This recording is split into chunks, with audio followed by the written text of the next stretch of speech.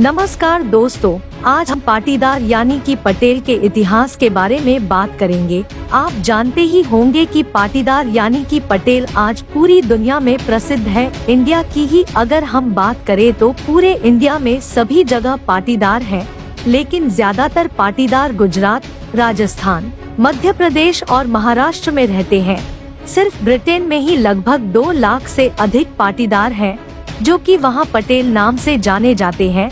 इतना ही नहीं, अमेरिका में हर 8 भारतीय पर एक नागरिक पटेल है। इंडिया के लगभग 20% बिजनेसमैन पाटीदार है और उन 20% बिजनेसमैन में से 70% बिजनेसमैन गुजरात से हैं, जो पटेल नाम से ही जाने जाते हैं।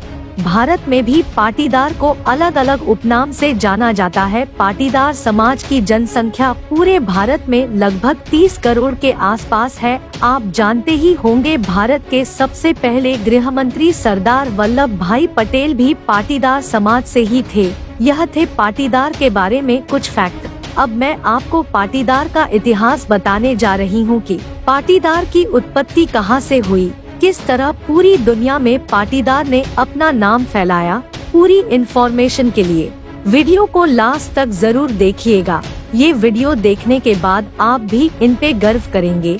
वैसे तो पाटीदार के इतिहास के बारे में कई पौराणिक कहानियां हैं, लेकिन कहा जाता है कि पाटीदार आर्य समूह के वंशज हैं, जो कि सिंधु घाटी में बसे हुए थे, जो आज भी पंजाब और पाकिस्तान के बीच में स्थित है। फिर आर्य समूह काम के हिसाब से 4 भागों में विभाजित हो गए। पहला ब्राह्मण, जिनको शिक्षा और धार्मिक सेवाएं दी गई। दूसरा क्षत्रिय, जिन्होंने युद्ध में भाग लिया और शासन किया। तीसरा वैश्य, जिनको व्यापार का काम दिया गया। और चौथा क्षुद्र, जिन्होंने तीनों समाज की सेवाएं की। इसके बाद क्षत्रिय को फिर से 3 वर्गों में विभाजित किया गया। पहला राजन क्षत्रिय, जो राजा और नेता बने। दूसरा क्षत्रिय योद्धा, जो युद्ध लड़े। तीसरा कुर्मी क्षत्रिय, जिन्होंने युद्ध काल में खेती और युद्ध के समय सेना की मदद की, जो बाद में सिर्फ कुर्मी के नाम से जाने लगे। फिर कुर्मी समाज भोजन के लिए खेती करने लगे और गायों को पालने लगे। आज जो भी पाटीदार है, वह सभी पाटीदार उन्हीं कुर्मी के वंशज हैं। आगे चलकर ईरान, इराक जैसे विदेशी देशों ने पंजाब क्षेत्र में बसे लोगों पर हमला करना शुरू कर दिया और घरों, खेतों और मंदिरों को लूटना शुरू कर दिया।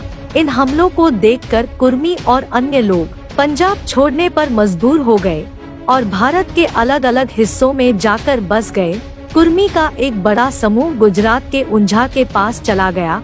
आप जानते ही होंगे, पाटीदार समाज को 2 समूहों में बांटा गया है, एक लेवा पाटीदार और एक कड़वा पाटीदार। कुछ लोगों का यह भी कहना है कि पाटीदार समाज भगवान श्री राम के वंशज है और भगवान श्री राम के पुत्र लव और कुश के नाम पर ही पाटीदार समाज के 2 समूह का बंटवारा हुआ। लव से लेवा पाटीदार और कुश से कड़वा पाटीदार। 18वीं शताब्दी खत्म होते होते कड़वा पाटीदार के पूर्वजों ने जाना कि शिक्षा से ही समाज की उन्नति हो सकती है, तो उन्होंने फंडिंग स्टार्ट की। उस पैसे को वो समाज में शिक्षा के लिए लगाने लगे, जिसने एजुकेशन को रिवॉल्यूशन में मोड़ दिया, जिसने आने वाली पीढ़ी को कई उद्योगपति, व्यापारी, डॉक्टर, इंजीनियर, लेखक, वैज्ञानिक, प्रोफेसर, सैनिक और कई राजनीतिक बनाने में मदद की। आज की पाटीदार पीढ़ी 130 साल पहले स्टार्ट की गई एजुकेशन रिवॉल्यूशन का ही रिजल्ट है। 19वीं शताब्दी की शुरुआत में कड़वा पाटीदार समाज ने कई सम्मेलन बनाए और सभी को जागरूक किया और पुराने रीति रिवाजों को बदलने के लिए प्रेरित किया, जैसे कि बाल विवाह, अंतिम संस्कार समारोह, दहेज और मृत्यु भोज। इस तरह की सोच ने काफी पाटीदारों को प्रेरित किया। आज हमारा इतिहास बहुत समृद्ध है और प्रेरणादायक है।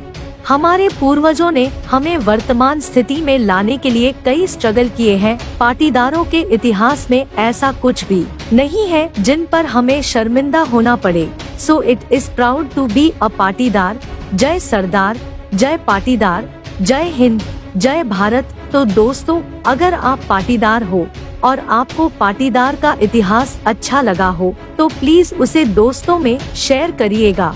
हमारे पेज को फॉलो करिएगा ताकि आने वाले वीडियोस की अपडेट आपको मिलती रहे।